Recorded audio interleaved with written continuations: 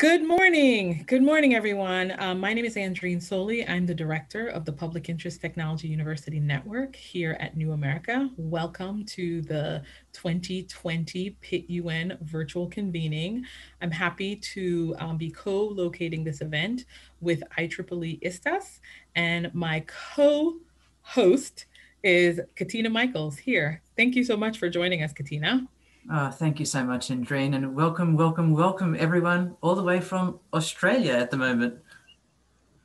So one of the things I wanted to quickly let you all know about is the Public Interest Technology University Network is currently a partnership of 36 colleges and universities working to build the field of public interest technology on their campuses and to nurture a new generation of civic-minded technologists.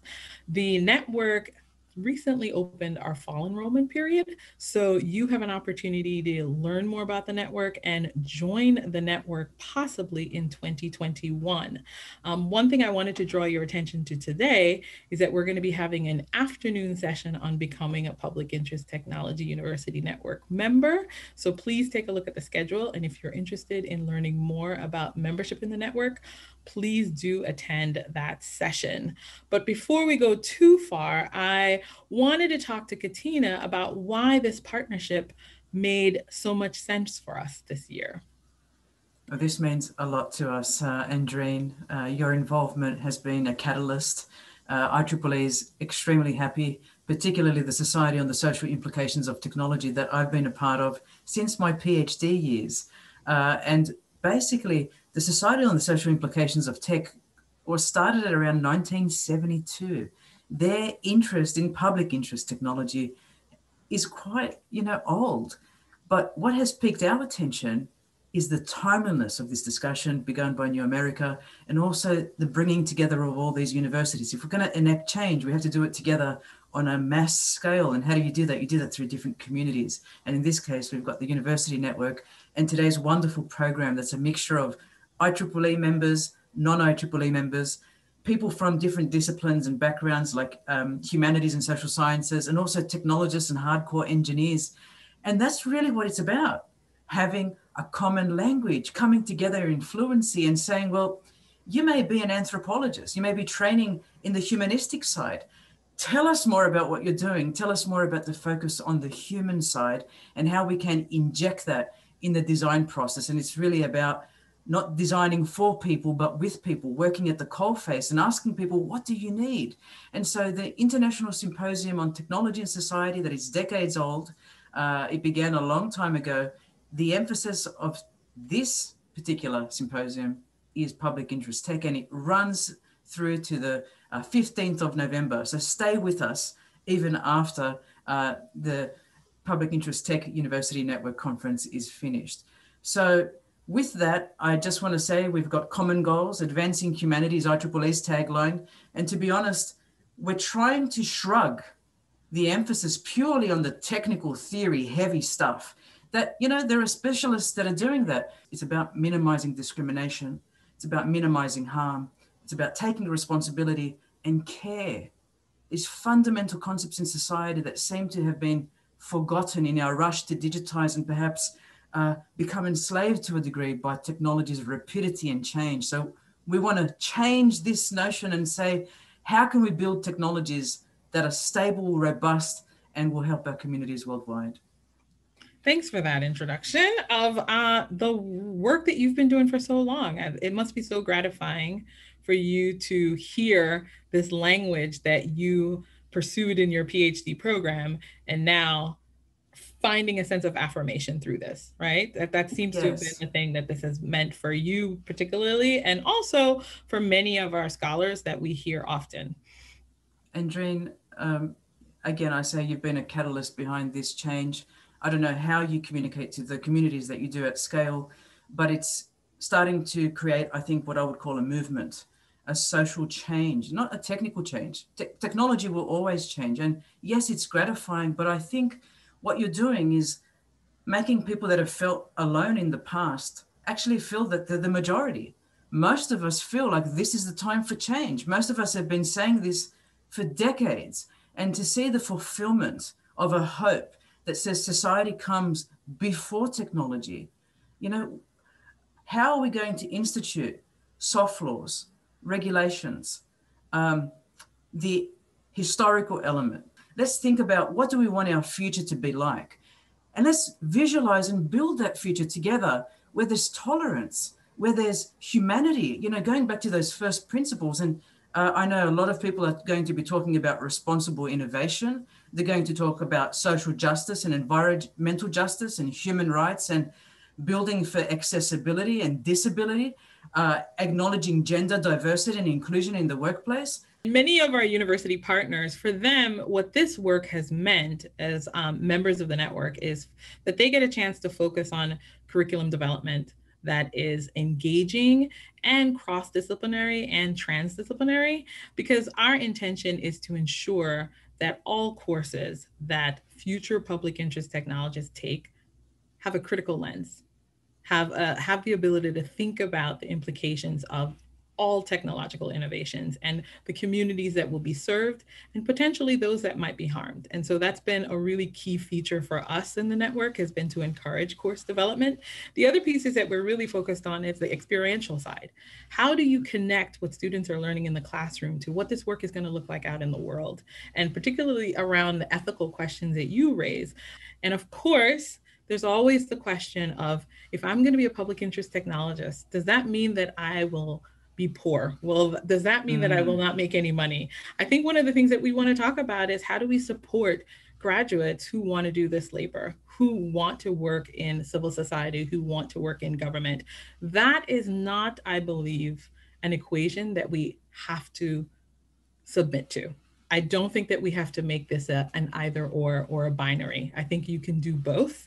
And I think that's really the purpose of public interest technology for us right now, is to think about how do you contribute your skills to making your community better, not just for others, but with others, because you're also a part of this community too. And then the other piece that I think we're really excited about is how do we support faculty? How do we support faculty members that are like Katina, who've been wanting to do this work and who might have seen the intersection of policy and tech as a space that wasn't ready for them?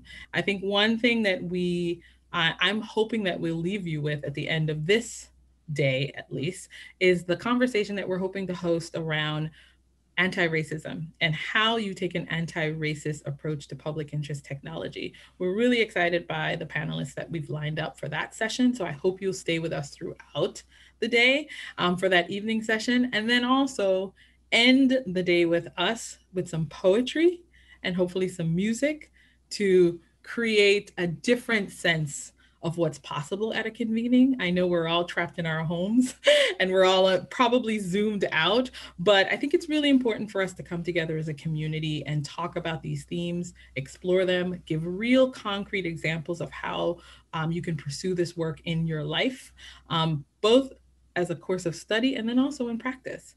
And then after you finish with us, continue on with Katina for the remainder of the IEEE ISTAS conference. And can you tell us a little bit about what's going to be covered in those remaining days, Katina? Sure. We have 3 parallel tracks and a 4th video track, but we've got keynotes specializing in tech ethics and looking at isms and how we smash those isms together in the technology world. We've got people looking at how they will ingest privacy and security by design, that values by design, not leaving our values to the door when we enter our corporates, or not thinking about just solely the end goal of money. What else can we do to innovate, inspiring new technologies that will help people? And how do we empower communities to actually build for themselves?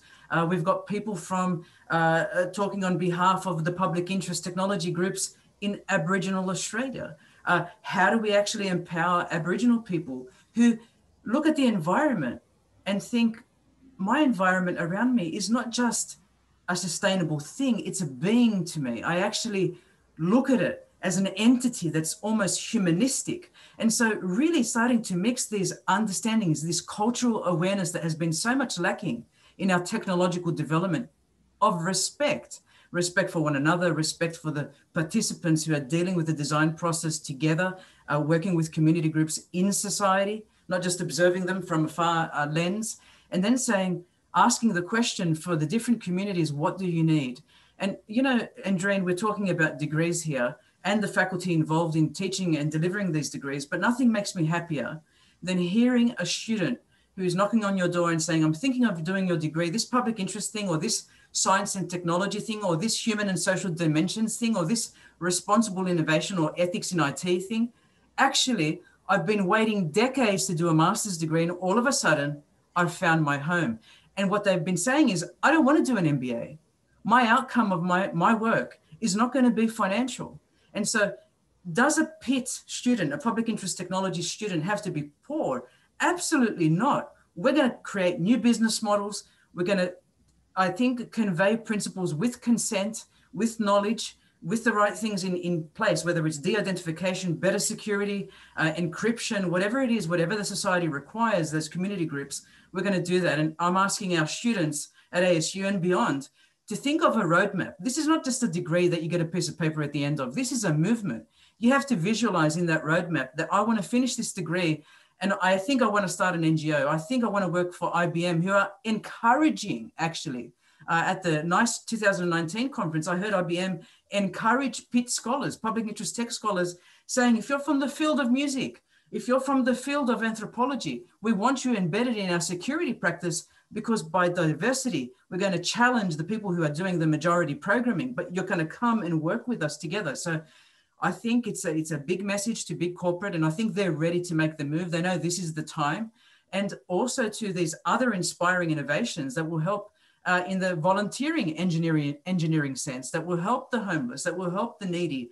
I think we've got a great charter ahead of us, and I'm very excited about the next 10 years and dream.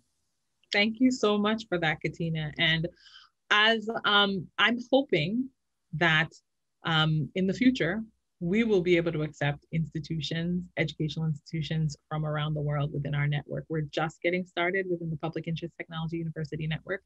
So stay tuned for opportunities for global partnerships. That's exactly what we envision for our future. And we're thinking bigger and better, as Katina has indicated. And so I just hope you all have a wonderful day today. Please do continue on with IEEE ISTES for the rest of the weekend, and also continue to take advantage of all of the learnings that you'll have here, because we'll have recordings that are available, and we'll also be posting them on the newamerica.org website, as well as, where will your site be, Katina? Could you just say that for everyone? Yes, it's IEEE ISTES 20. If you Google that, you'll find it on the IEEE platform. Fantastic. Thank you so much. Have a good rest of the day, everyone.